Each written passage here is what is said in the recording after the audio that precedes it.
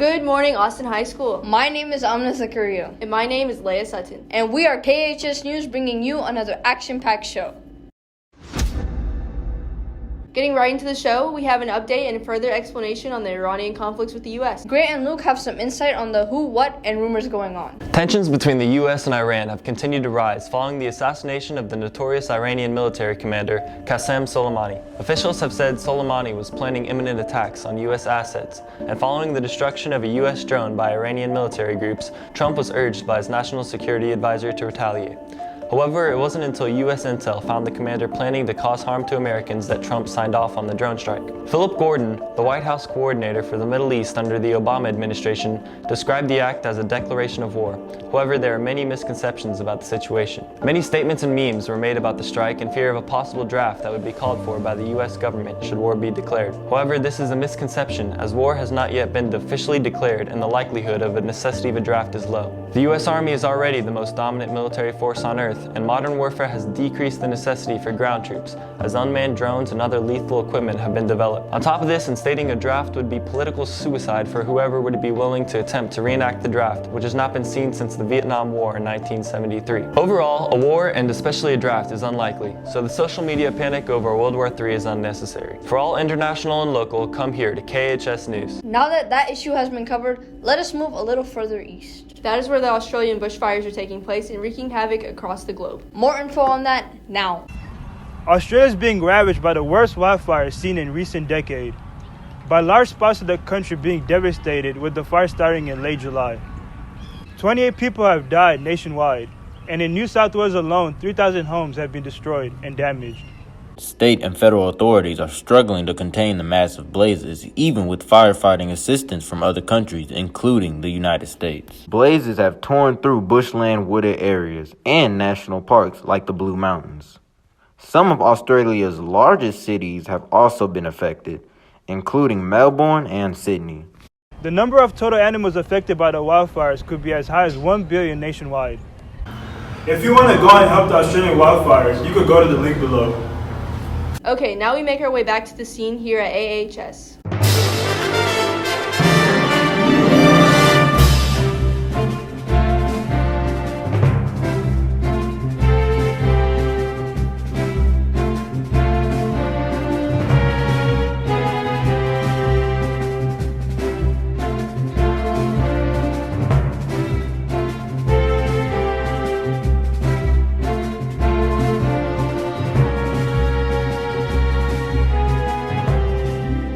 Many of my friends have been job searching but have little to no luck. Really? Well, good thing Job and Ahmed got you covered.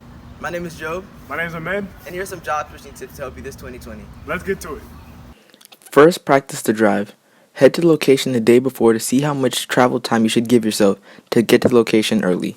Second, don't be better, be different. People usually try to run up the competition, but if you can bring something different to the table, you will shine with the employers. Employers say an awesome personality and people skills are more important than experience. Third, getting a job is a job itself. You might know this already, but it's common for job seekers to think that finding a job will be quick and easy. But that's not always the case. A little patience might have to come into play. Fourth, take in everything. Listen to the feedback interviewers give you. Learn from the mistakes you and others make and apply that to your job search. The more you know, the easier the process will be. Good luck on your next job search with Bulldogs. I hope we're of help of y'all. Back to y'all in the studio. With all that hard work these students will be doing, I hope they have time for extracurriculars. Yeah, same here. As a matter of fact, the soccer season just started. We have the schedule, B-roll, and even player interviews to prove. Good morning, and we're here at the Stephen F. Austin High School soccer fields, and we're getting ready to interview the boys soccer team. So let's see what they have to say. Hi, I'm Amna, and I'm here with Coach Diaz. and I'm going to be asking him a couple questions about this season for soccer. So what is something you're looking forward to for this year? We are looking forward to seeing how much we grow together as a unit, the progression that we've made since the beginning of the year, and hopes that it's going to be enough to help us accomplish our goals.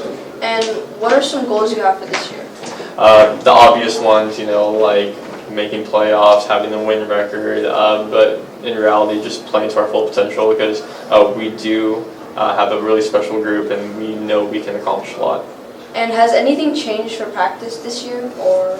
Yeah, we've changed up a lot actually. We have a brand new formation that we've never done before, different roles for players, and everyone seems very excited because it truly is starting to bring out the best in all of us, coaches and players combined. And so, as long as we continue to stick with it and we come together, we know that we're going to be exactly where we need to be at the very end of the season. That's exciting. Thank you so much. Yeah, thank you very much. I'm Rob Peart, and I'm here with the soccer captains. I'm Sean. I'm Damien. And I'm Sean. What kind of new routines are you guys doing to help you guys practice? We're focusing more on our fitness this year, so we're spending more time in the weight room and on the track. And also we're spending more time on the field as well to try and get our quality down too. All right. And what kind of goals are you guys? This year, our goal is to make playoffs at least. And Nigel, for regionals, you're going to have a lot of morale. So how do you guys boost it around here? We watch a lot of film and focus on the positives that we take care of. And we just bring each other up and stuff. That's what's going on with our soccer team. Get ready to see our next segment, Bulldogs. Finally, to end off the show, we had some seniors share their after high school plans. Hi, my name is Sahir from KHS News, and I'm going to be majoring in business and supply chain. And let's see what the other seniors are up to. So, what college are you going to? I'm going to UT Dallas That's nice, and why did you choose that? because I want to study business marketing and it has a good business school there, and I'm going to play baseball. That's nice. Good luck. Thank you. So, what college are you going to? Prairie View A&M University. That's nice, and what you majoring in? Animal Science Pre-Vet. Why? Because for me personally, I love the bond that I have with animals, and I want to be able to help animals out if they're in need. So I'm going to go to ACC, and then I'm going to transfer to A&M. And why? What's your major? I'm going to major in chemical engineering. And why?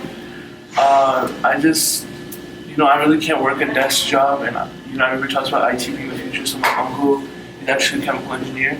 So he told me it was like more of a hands-on job.